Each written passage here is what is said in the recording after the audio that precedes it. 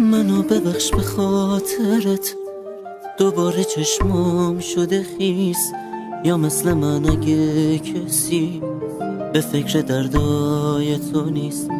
خودت میدونی که برام از خودمم مهمتری. ببخش که هر شب از توی فکر و خیالم میگذری. ببخش اگه هر جا میری دلم برات شور میزنه تا بر نگردی پیش من. دل واپسی مال منه. ببخش اگه هر دفعه من تو آشتی پیش قدم میشم مغرورم، اما پیش تو تازه خودم میشم.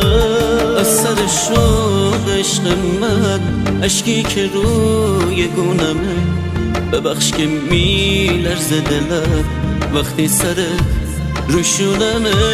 وقتی تو رو میبینمت نگام همش سمت توه.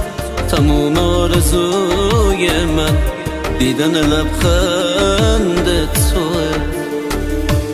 اگر دلت رو میزنه حرفای پر محبتم، دلخور نشو از دست من.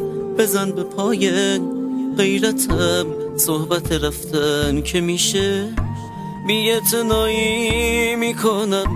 ببخش اگه محبت تو از تو گدایی میکنم.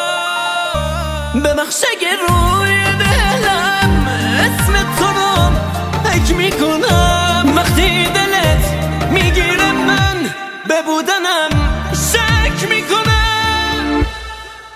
ببخش اگه به یاد تو پلکام رو هم میذارم. هر شب تو رویای منی چیکار کنم دوست دارم.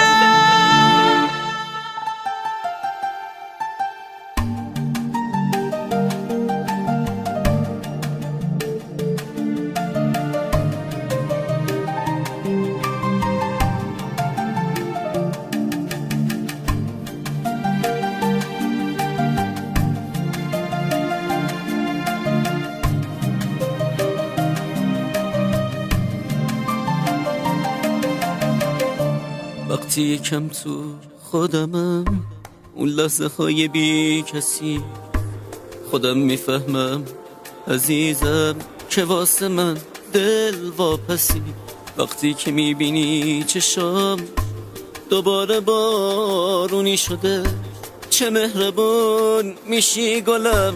وقتی میپرسی چی شده پر از غرور دل من، ولی تو بی افاده‌ای تعارف نمی کنم. ولی تو خیلی صاف و ساده ای. وقتی محبت میکنی غمهای قلبم میمیره.